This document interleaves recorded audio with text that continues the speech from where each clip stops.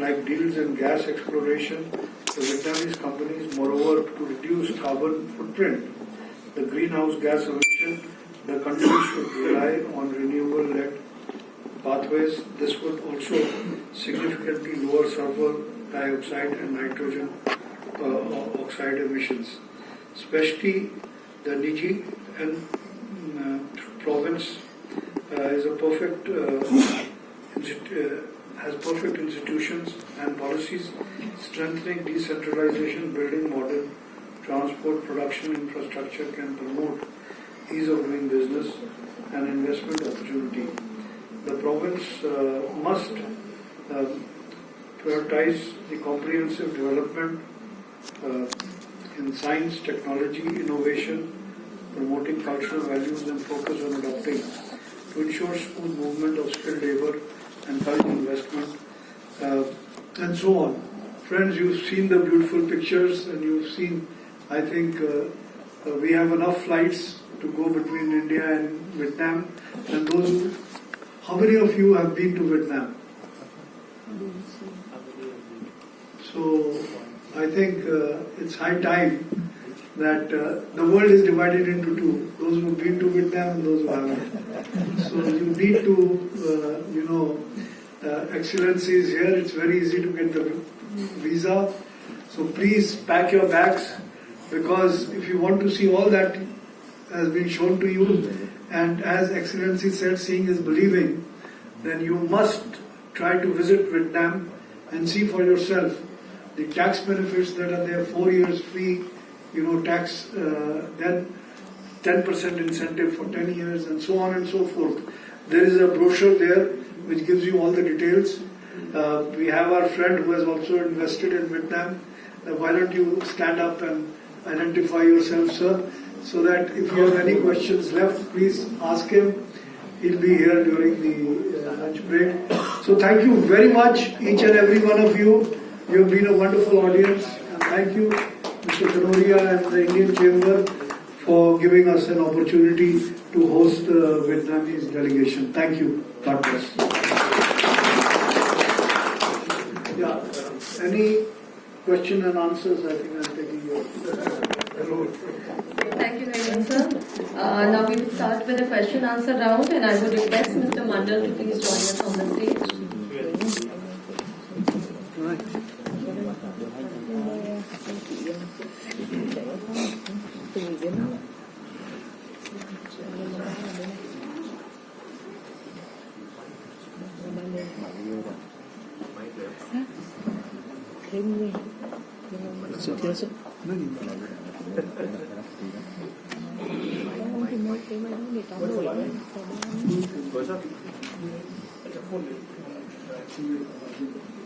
Mr. Mandal is representing the TH Group, which has a significant investment in the Nian province.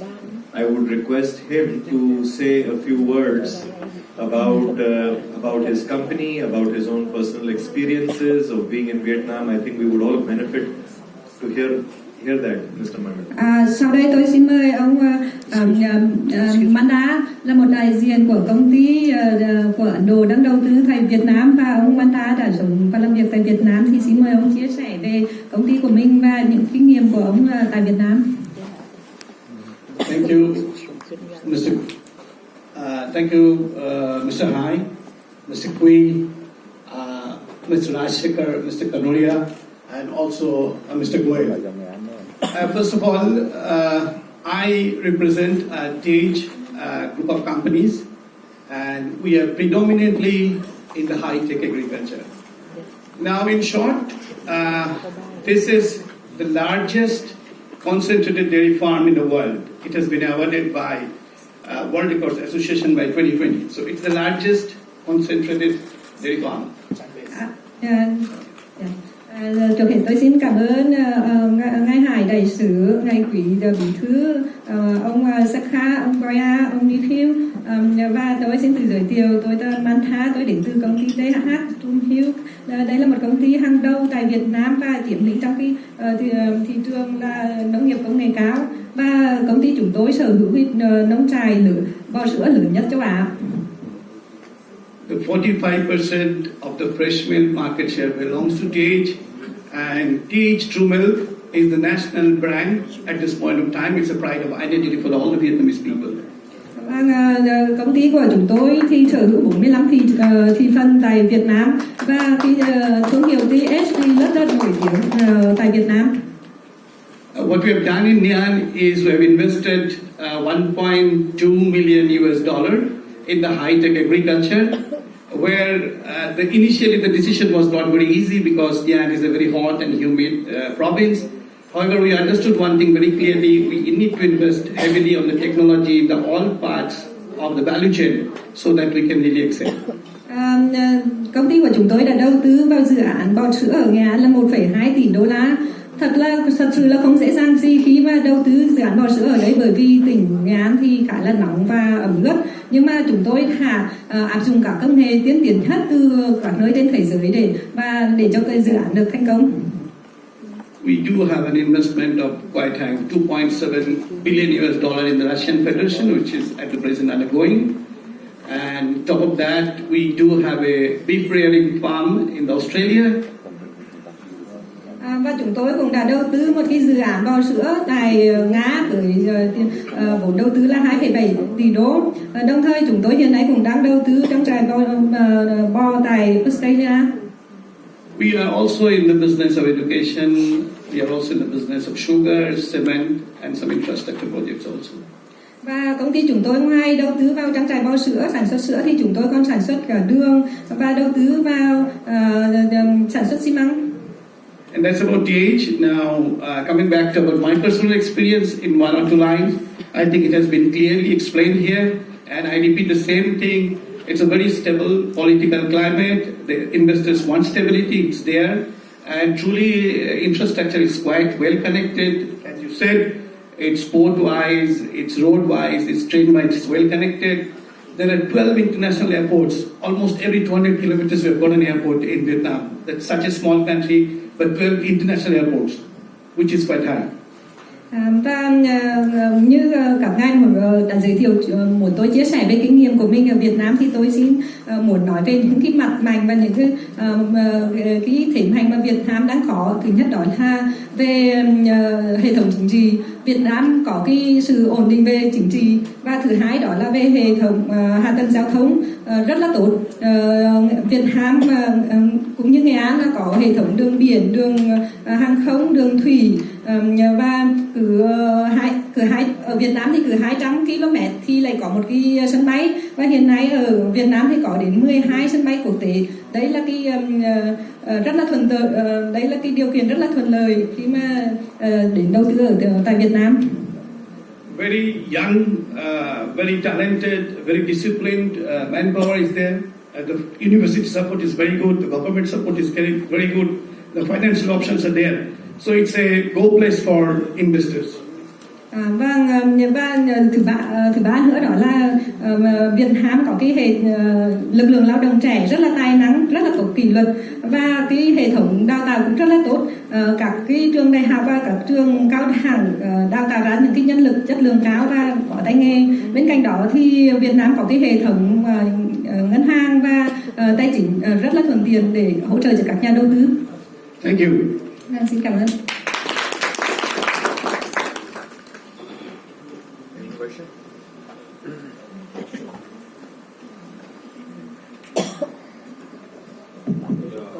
My name is Dr. Sanjay Dudeja. I will take you back about 45 years back when I was admitted for my master degree in National Dairy Research Institute, Karnal.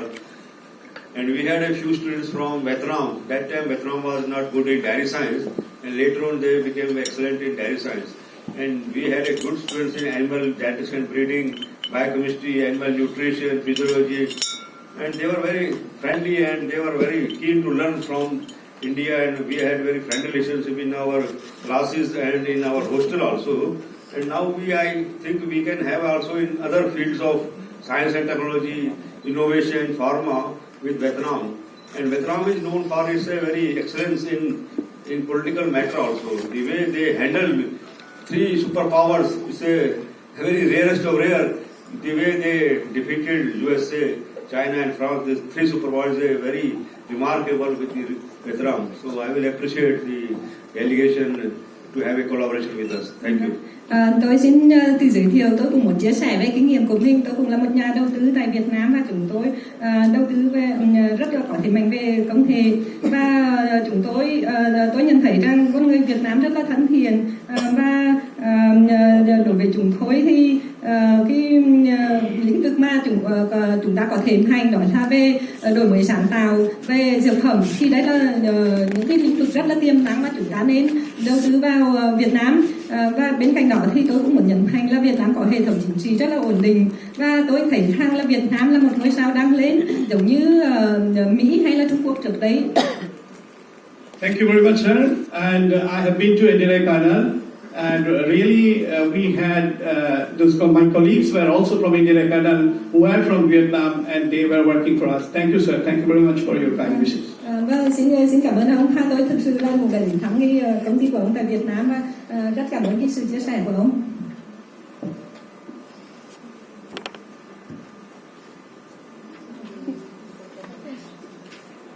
Can I have the mic?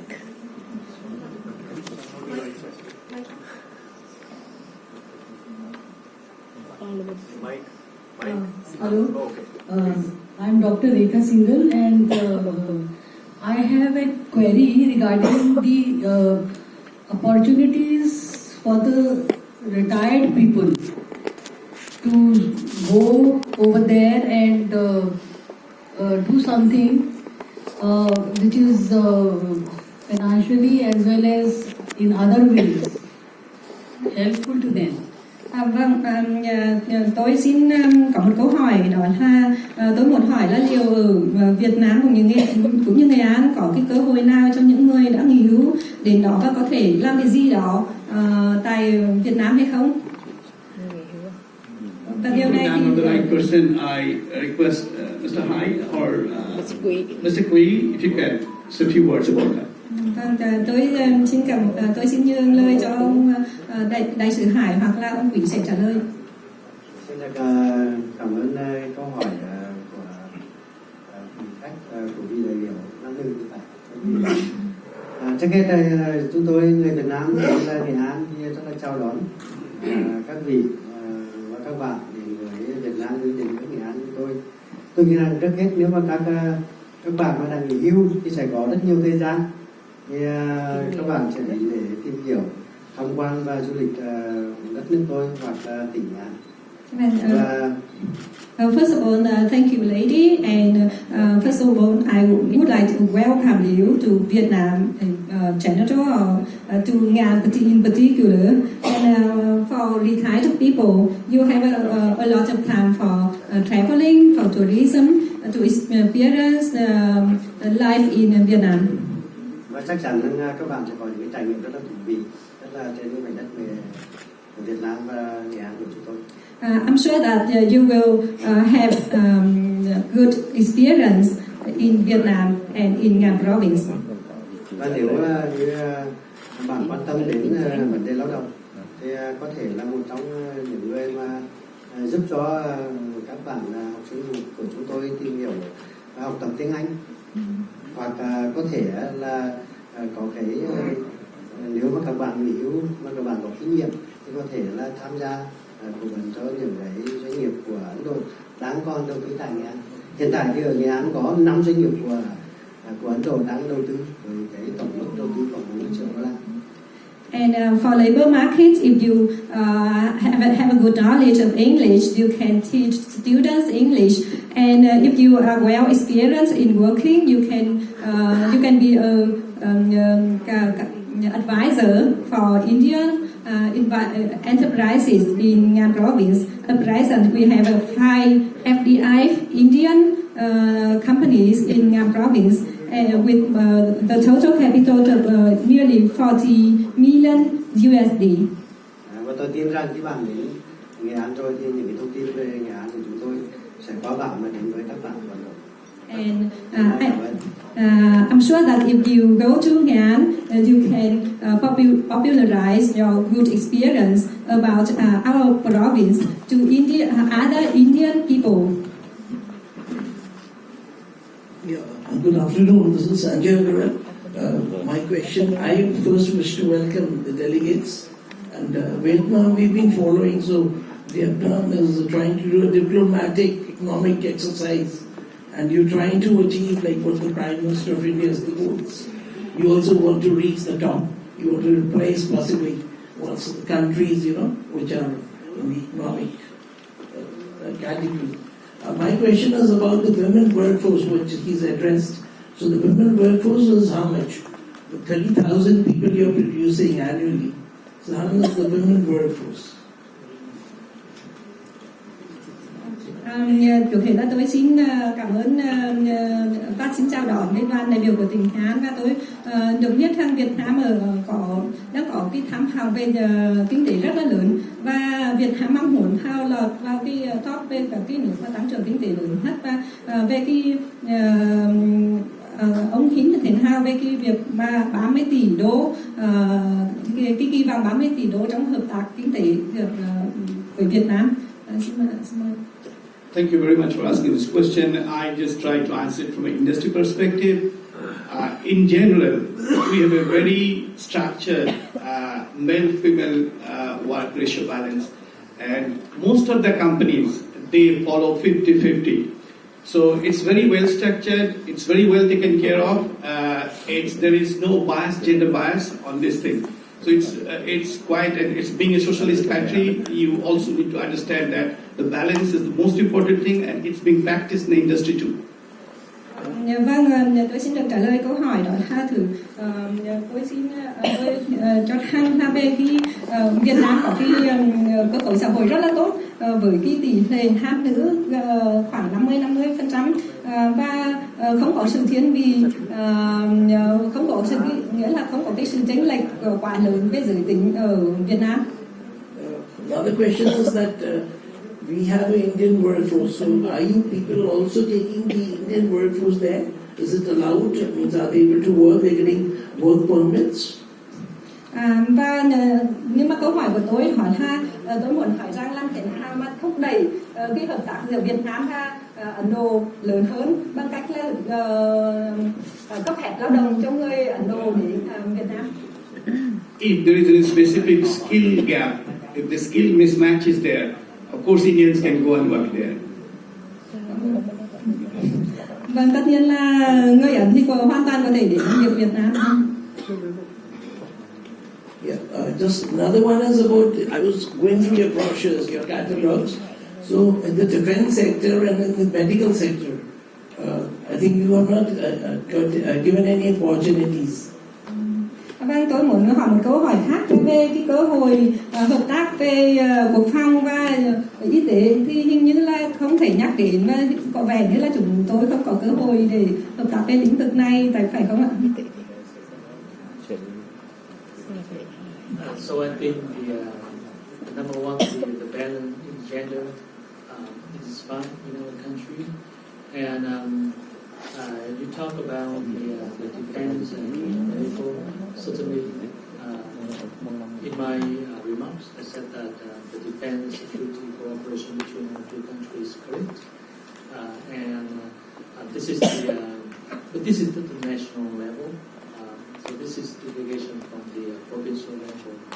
So certainly, the medical is the certainly area that have great potential. An province is the province that can produce many inputs for the pharmaceutical production in India or in other countries. So there's a potential for export of the herbs and others for inputs for medical pharmaceutical production. Other than that, already Mr. P already talked about if you have time to retire, just go there as a tourist and to see the countries. And if you see there's an opportunity there, and then you can just tap it. Yes. Thank you.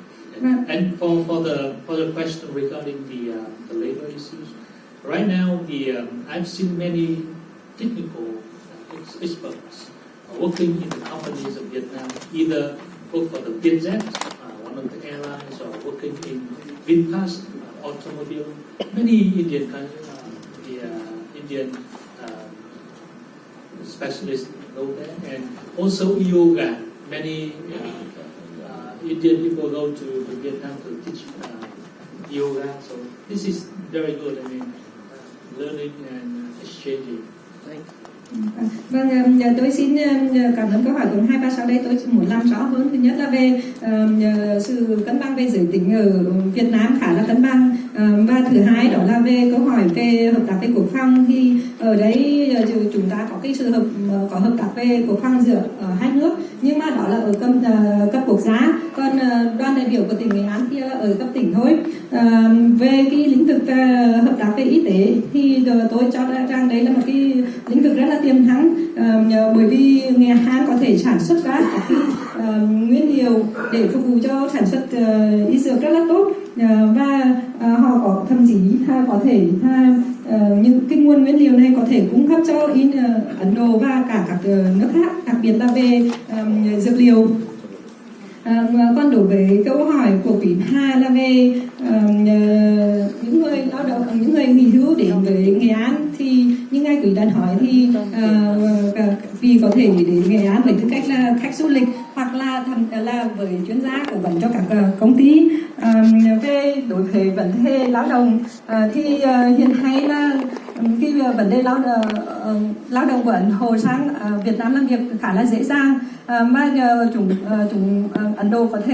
Ấn Độ đã gửi nhiều chuyên gia về kỹ thuật làm việc tại Việt Nam, ví dụ như các cái chuyên gia làm việc tại Vietjet hay là làm việc tại VinFast, là cái công ty ô tô điện rất là có tiếng tại Việt Nam, hoặc là trong lĩnh vực về sức khỏe về yoga thì có nhiều huấn luyện viên yoga đang giảng dạy tại Việt Nam. So we take the last question, sir. A very good afternoon. This is Asutosh from University of Delhi. I was a part of ICC delegation in Vietnam to the Nha Trang province recently in the month of March. And we have already connected some of the leading hotels to the travel agents of India, of course with the help of legendary Subhas Goyal sir. So in Delhi University, we have more than 200 departments and 75 colleges. And I would like to mention that Dr. Subhas Goyal sir is one of the alumni of Delhi University and was president also of Delhi University Student Union, if I'm not wrong. So out of those 200 departments and 175 colleges, we are having a lot of collaboration with many other universities all around the world. But we have not, at least being I'm head of Department of Tourism also, we have not witnessed more and more Vietnamese institutions or university in that. So my question is that can we explore the possibility to have collaboration with leading Vietnamese universities and institutions, and that will ultimately lead in the growth of different kind of trades also. Vâng, xin chào, tôi đến từ một trường đại học và chúng tôi cũng đã từng đến Việt Nam và chúng tôi đã đến Nha Trang, và thực sự tôi thấy là tình hình chính trị ở Việt Nam rất là tốt, và chúng tôi có hợp tác với 75 trường đại học trên thế giới, và câu hỏi của tôi và ở trường chúng tôi cũng có cái khóa về du lịch. Vậy thì tôi có thể là muốn biết sang liệu rằng chúng tôi có thể có cái cơ hội hợp tác nào với các cái trường đại học cao đẳng của tỉnh Nghệ An hay không, đặc biệt trong lĩnh vực mà bao gồm cả cái lĩnh vực thương mại.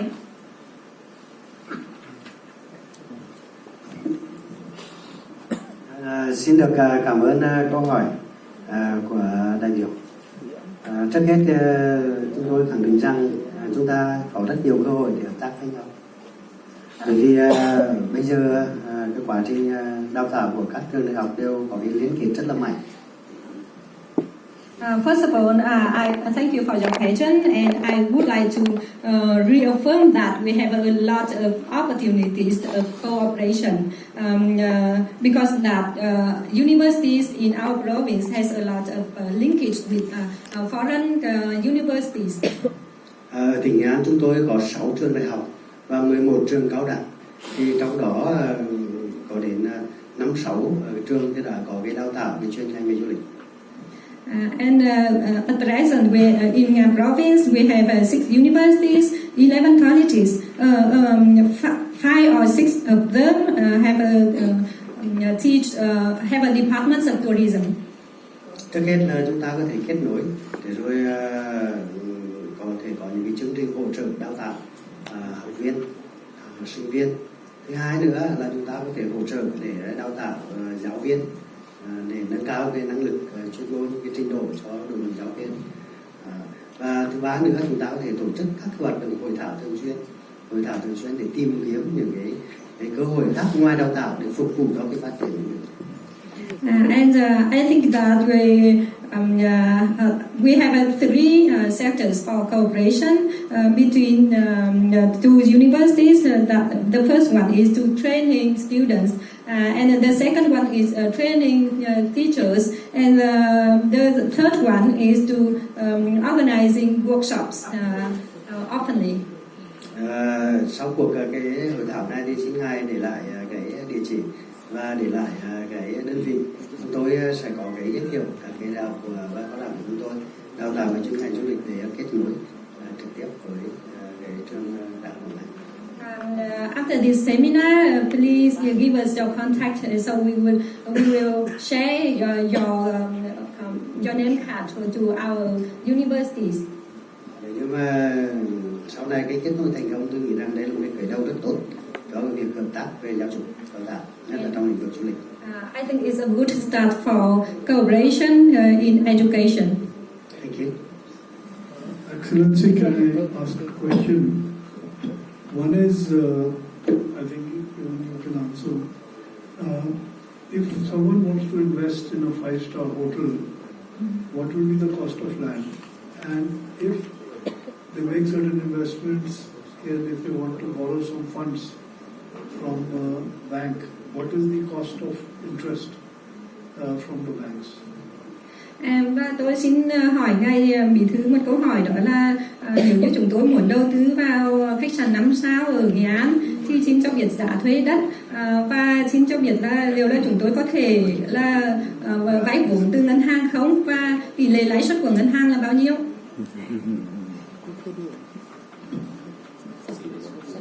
Xin cảm ơn các câu hỏi của ông chủ tịch của Ban về du lịch và của ICC. Trước hết thì chúng tôi rất là mừng nếu như các ngài có ý tưởng nghiên cứu khảo sát và đầu tư tại Việt Nam. And first of all, thank you for your question, and we are very happy to welcome you here. If you have a plan or intention to invest in tourism, in hospitality in Nghệ An province, Mà nhất là đầu tư vào cái hạ tầng để phục vụ du lịch, tức là khách sạn 5 sao. especially for infrastructure for tourism, especially for 5-star hotels. Thứ nhất là chúng tôi có thể khẳng định là mấy việc. Thứ nhất là chúng tôi sẽ chuẩn bị quỹ đất sạch để các ngài nghiên cứu và đầu tư. And I want to confirm that we will prepare clear land for your investment. Về chính sách thuê đất và chỉ cho thế thì lúc nãy ông Phó Đốc Trung tâm Xúc tiến Đầu tư của chúng tôi đã có giới thiệu.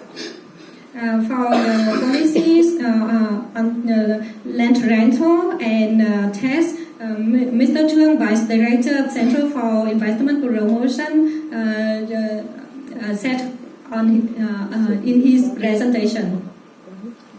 Và chúng tôi khẳng định là chúng tôi sẽ áp dụng cái chính sách ưu đãi tốt nhất để mời nhà đầu tư Hà Nội vào nghiên cứu và đầu tư tại Nghệ An. And we want to affirm that we will employ the highest, the most preferential policies for your company. Sau đây thì chúng tôi sẽ xử lý những cái tài liệu đầy đủ về dự kiến giá đất cũng giá đất để các ngài có thể nghiên cứu, và chúng tôi rất sẵn sàng đón cái đoàn công tác của các ngài vào nghiên cứu khảo sát cụ thể tại Nghệ An. And after this seminar, we will provide you with the full information of cost of land and other necessary information, so that you can be secure to invest in Nghệ An province. And we would like to welcome you in Nghệ An province to make a survey soon. Thank you. Thank you. Thank you very much, everyone. Now I would request Mr. Quay to please present gifts to Mr. Kanodia, Mr. C. Rajshekhar, and Mr. Vâng, sau đây xin mời hai quỹ trao quà cho vị khách mời chúng tôi.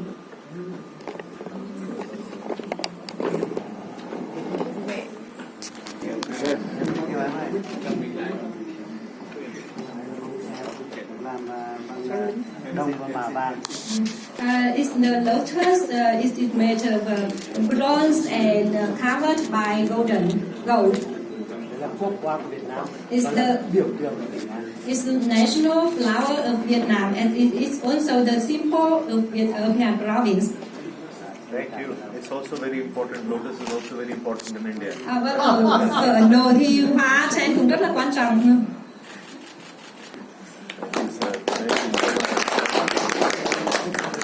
Dr. Goel. Xin mời Dr. Goel.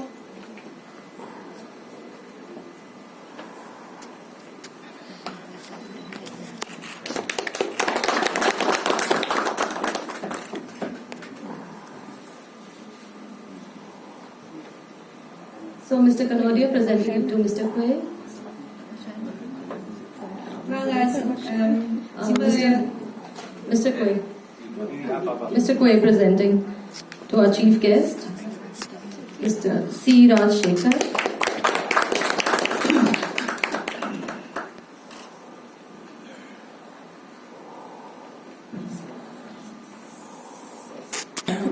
It's a little gift from the northeastern part of our country. It's a tea. Đấy là món quà từ miền đông bắc của Ấn Độ, đó là trà. Darjeeling. I hope you like it. Hy vọng ông sẽ thích. Thank you. Enjoy the taste of Darjeeling. Thank you very much. Indeed good.